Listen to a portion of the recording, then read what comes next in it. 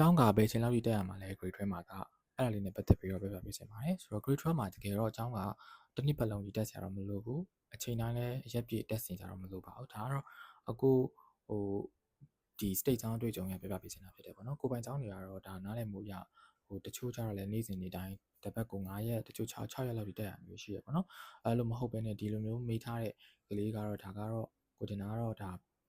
သူတို့အစိုးရကျောင်းတက်တဲ့သူ state ကျောင်းတက်တဲ့သူဖြစ်ဖို့များပါလိမ့်မယ်ဆိုတော့ state ကျောင်းသမားတွေကတော့တစ်ပတ်ကို9ရက်တက်ကြတာအမှန်ပေမဲ့လည်းတချို့ကျောင်းတွေပေါ့နော်ကိုအတွေ့အကြုံရကိုသိရကျောင်းတွေမှာဆိုလို့ရှိရင်တော့တစ်ပတ်လုံးတက်ဆရာမလို့ပဲနဲ့အနည်းဆုံးတစ်ပတ်ကို2ရက်လောက်တော့တက်ကြရတယ်ပေါ့နော်2ရက်သို့မဟုတ်3ရက်ဝင်ကျင်လောက်တက်ပြီးတော့မှကျောင်းခေါ်ချိန်ကိုနားလည်မှုနဲ့ပြင်အောင်လုပ်ပြီးတော့မှဆောင်းပွဲသွားဖြည့်လို့ရတယ်ပေါ့နော်အဲ့ဒါပေါ့နော်နောက်တစ်ခါကျတော့ဒီဘယ်အချိန်ထိတေချာတက်ရလဲဆိုလို့ရှိရင်ကျတော့ form တင်ပြီးတဲ့အချိန်အထိတော့တက်ရတာတော့များသောဖြစ်ရှိပါတယ်တချို့ကျတော့လည်းတချင်းကျွတ်ကျောင်းပိတ်ရပြီးသွားလို့ရှိရင်မတက်ရတာမျိုးရှိရပေါ့နော်ဒါကတော့ကိုတက်တဲ့ကျောင်းမူတည်ပြီးတော့ဖြစ်နိုင်တယ်ပေါ့နော်အဓိကတော့က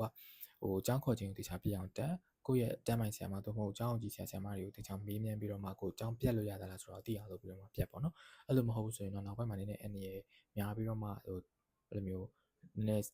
fountain တဲ့ခါမှာအခက်အခဲဖြစ်နေတယ်ဆိုတော့ပေါ့နော်အဓိကတော့ fountain တဲ့ TO တေချာလေးကျောင်း